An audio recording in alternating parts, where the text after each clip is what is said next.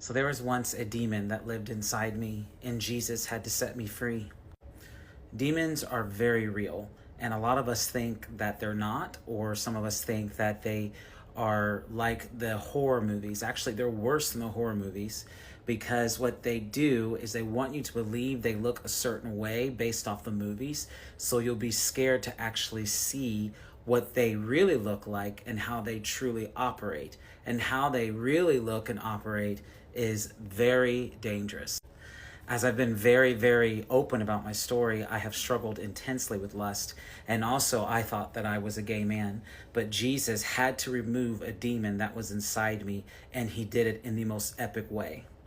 So one time I was laying down taking a nap, and this was way back in undergrad school, and I was taking a nap, and I entered into the spirit world. I remember I sat up out of my body, and I stepped out of my body, and I saw my physical body laying there, but I was watching my physical body, like it looked like it was sleeping. It was very strange.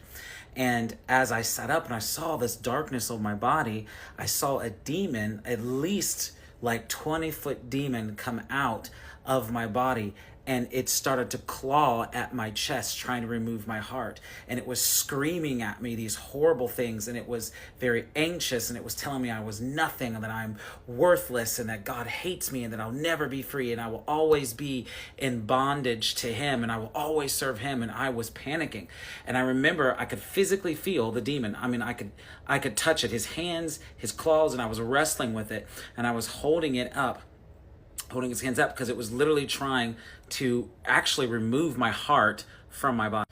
So I started to cry out for help. I remember crying out for Jesus, Jesus, help me.